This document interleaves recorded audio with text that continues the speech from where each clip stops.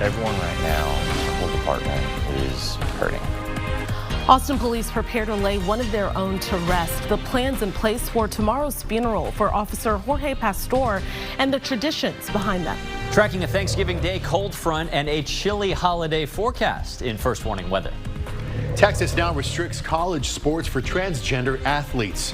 We're taking a closer look at the federal challenge a new Texas law could face. We, the jury, found the defendant, Caitlin Armstrong, guilty of the offense of murder as alleged in the indictment. After more than a week of testimony, the murder trial for Caitlin Armstrong has come to an end. Armstrong found guilty of killing pro cyclist Mo Wilson. Thanks so much for joining us. I'm Jennifer Sanders. I'm Daniel Marin. The jury deliberated for just over 2 hours. Our Brianna Hollis has been covering this trial from the start. Bree, Wilson's family and friends took the stand during the punishment phase of the trial. What did they say?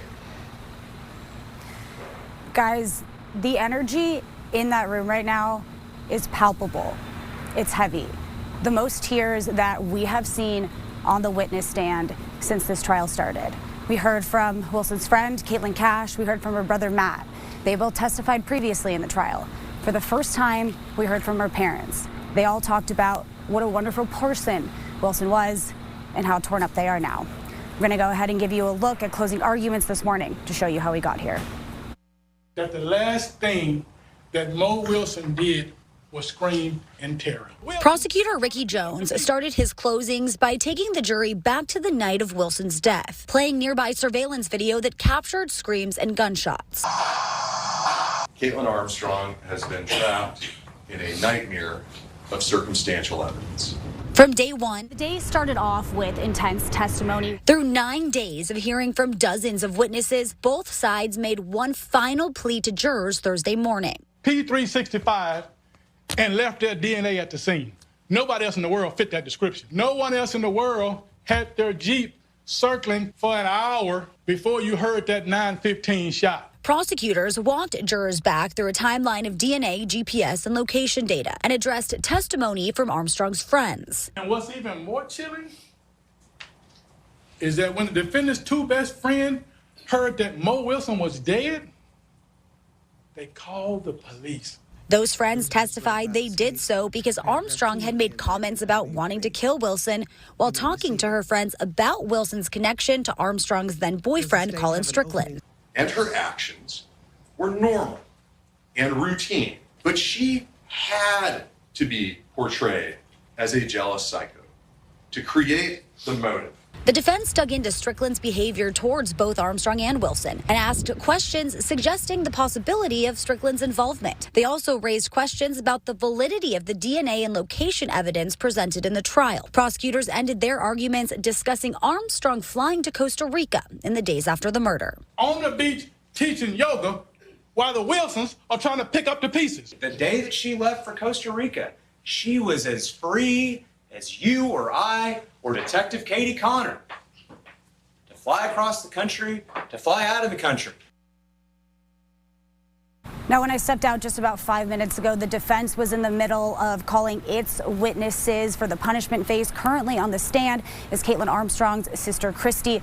We'll have updates tonight at 6. Back to you. All right, Bree, thank you very much. Well, we are less than 24 hours from Officer Jorge Pastor's final patrol, the first Austin police officer to be killed on the line of duty in over a decade. And he was shot early Saturday morning trying to save a family during a hostage situation in South Austin.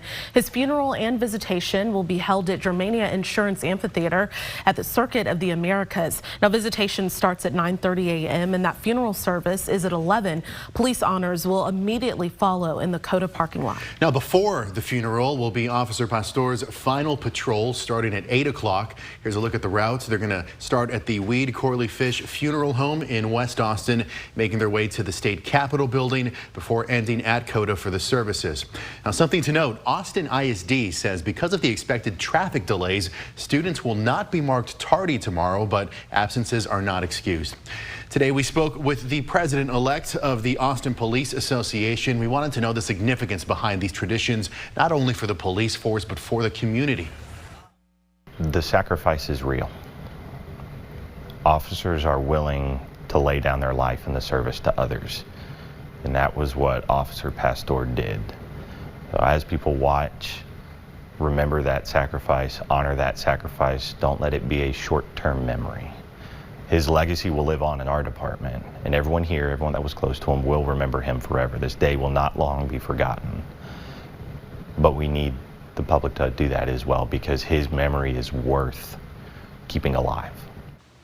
And KXAN will honor the legacy of Officer Pastor by bringing you live coverage of tomorrow's funeral. From the procession through the city to the ceremony at Coda, we'll have full coverage for you throughout the morning.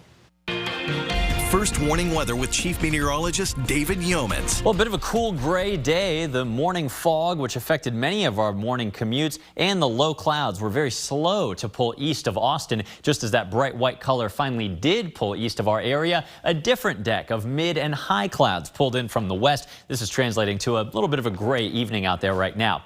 Hey, if you missed the debut yesterday, this is our new Kreitz weather cam down at the Kreitz Market in Lockhart. Wonderful to have a view here from Caldwell County. It is a little gray out there under mainly gray skies. 66 right now from some great barbecue down there southeast of Austin. Hey, coming up, we've got another round of fog tonight. I'll show you when and where that's most likely to affect us tomorrow morning. Thanksgiving Day forecast looking a little chilly, and a new tropical system developing late in hurricane season. All right, David, thank you. Israeli forces raid Al-Shifa hospital again. Their reasoning and what President Joe Biden is saying about hostage negotiations. For the second time in 24 hours, the Israel Defense Forces stormed into Gaza's Al-Shifa hospital. They maintain Hamas runs a command center underneath, saying assault rifles, uniforms, and technology offer proof. NBC News could not independently verify those claims, and so far the Israeli military has not shared evidence of Hamas tunnels under the complex. But the Biden administration says U.S. intelligence points to Hamas military activity at Al-Shifa. Humanitarian groups are raising concerns about the safety of the patients, staff, and civilians sheltering there. Last night, President Biden said he is, quote, mildly hopeful there could be a deal to free the Hamas-held hostages. Temperatures today kept nearly 10 degrees cooler than normal thanks to the clouds and that morning damp weather. 62 the high so far in Austin, only 63 so far at Austin Bergstrom International Airport. I'll show you a warm-up, but also a Thanksgiving cool down coming up next.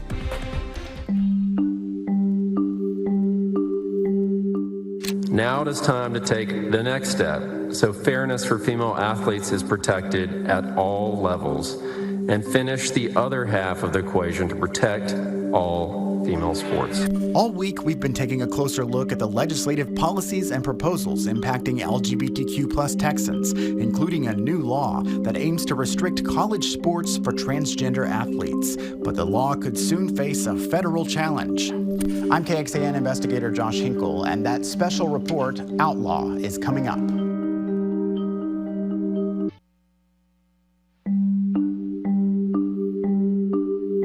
Outlaw, a KXAN investigative project unfolding all week. Our team is looking at the connection between a 50-year-old state law banning homosexual conduct and the record number of legislative proposals introduced in 2023 impacting LGBTQ+ Texans. The debate surrounding many of those bills focused on children and families.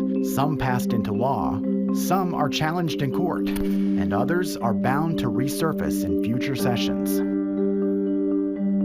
At least 23 states have passed laws in recent years banning transgender athletes from teams in line with their gender identity.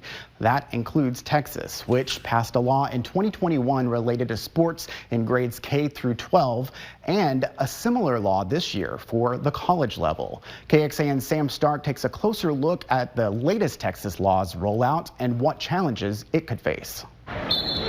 Growing up in the Dallas area, athletics were always a big part of Mac Beggs' life. Did baseball, t-ball, soccer, pole ball, volleyball, like everything. He eventually found wrestling. I just came home one day and I just told my grandmother, like, I was just completely drenched in sweat. And she was looking at me like, what have you been doing all day? Like, you've run from school? I was like, no, I decided to join wrestling. Beggs says he always felt different than the other kids, so after sessions with a gender therapist, he decided to start transitioning. I was already presenting really masculine. I think I was 16 when I started taking actual testosterone. Still, a UIL academic policy when Beggs was in high school in 2017 required him to wrestle against other girls, though he would have preferred to wrestle other boys. That year, he won a state title. The 17-year-old is at the center of attention because the athlete was born a girl, but has been transitioning to a boy using growth hormones.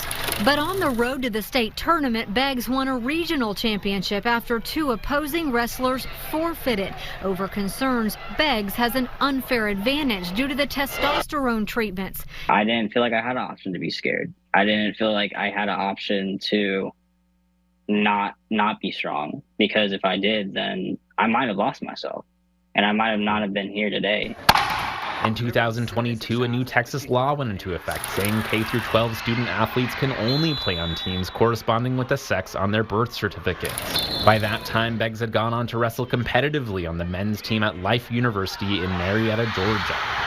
If he'd stayed and wrestled at a college in Texas today, that wouldn't be possible. Another law passed this year extended the rules to the collegiate level. Senate Bill 15 comes down to one thing: fairness. As a legislature, we have taken the first step towards protecting fair competition for women already and passing protections for girls K-12 sports. Now it is time to take the next step so fairness for female athletes is protected at all levels, and finish the other half of the equation to protect all female sports. Under the latest law, schools found in violation can face a civil lawsuit. 11-time NCAA All-American swimmer Jerry Shanto advocated for Senate Bill 15's passage. If we don't do the small things right now and really protect this and protect the female category of sport, I don't know where we're going to be in 12 years or 22 years. I don't want my grandchildren, my daughter, to not have these opportunities that I had. KXAN reached out to several public Texas universities' athletic departments to learn how they will implement the new rules. Many declined interviews, others never responded. Last legislative session, KXAN reported Texas colleges questioned by lawmakers said no transgender athletes had ever competed for their schools. In 2022, University of Pennsylvania swimmer Leah Thomas became the first openly trans person to win an NCAA championship. Shortly after Thomas's win, the NCAA changed its rules, aligning with the Olympics sport-by-sport approach. So, by the next school year, transgender athletes must provide documentation at least twice a year and within 4 weeks of competition showing they meet their sports standard. This may include details on testosterone levels. I hope that they participate in sport.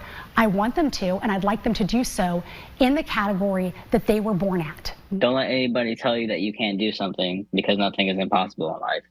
Looking at the federal government's involvement in this issue, this year the Biden administration proposed a change to the 50-year-old Title IX regulation, suggesting any categorical bans on transgender athletes should be a violation of the rule. For people who aren't familiar, what is Title IX, Sam? Yeah, so it's the federal law prohibiting discrimination based on sex at any government-funded educational institution. Well, what happened following the announcement of the proposed Title IX rule change? Yeah, so the U.S. Department of Education received over 150,000 public comments on its interpretation. One letter, co-signed by 25 Republican governors, including Greg Abbott here in Texas, called for the agency to withdraw the proposal. The agency had previously announced it would release the change last month, but higher education experts tell us that was an overly optimistic assessment. The agency told KXAN the staff is working overtime to carefully consider every comment, using every resource to finish the process as soon as possible.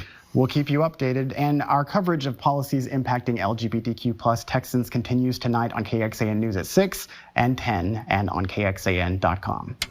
Online now, Outlaw, the Digital Investigation. Watch the full docuseries and explore our interactive elements on a half-century criminalizing LGBTQ+ Texans. Check out additional stories on the record number of legislative policies and proposals impacting your community. And listen to a new season of our Catalyst podcast, taking a closer look at our team's personal and professional experiences shaping this report.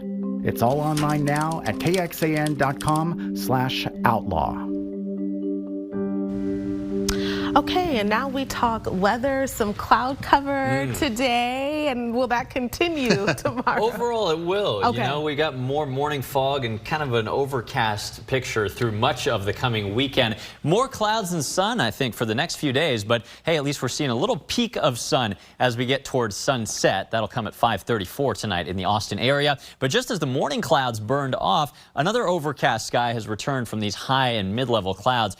61 degrees right now in Austin. Kept a little cooler than we thought, admittedly, because of that persistent cloud cover today. It's 60. That's the best we can do right now in San Marcos. A little bit warmer in the western hill country with some breaks in the clouds, mid to upper 60s. On the pollen count today, we're doing a little bit better for many. Mold is down, but fall elm also returning, granted still in the low concentration. Fog is my concern again for tomorrow morning, so if you were impacted by that misty, foggy roadway this morning, plan a little extra time again tomorrow just to be safe. Here's the visibility over 12 miles. That means unrestricted, no fog this evening, but as early as 4 or 5 a.m., some light visibility restrictions in our eastern counties, and by sunrise tomorrow morning, this is often when the fog is most dense and most widespread. A lot of us east of the Austin area have visibility at 1 mile or less. That's enough to slow you down and turn on the low beam headlights. And I think, unlike this model showing here, I think some of that dense fog will be successful in forming in the Austin area. So again, plan for that. But unlike today, I think the fog clears a little quicker with a dry southwest wind blowing it in and also clearing it out, I think, by about 10 a.m. Other than that, I mentioned kind of an overcast picture over much of the next several days. This is because of that same west coast storm spinning in a couple diffuse pieces off the coast of California. This is the same one that will eventually bring a slight chance of rain Sunday into Monday, and also a cold front here next week.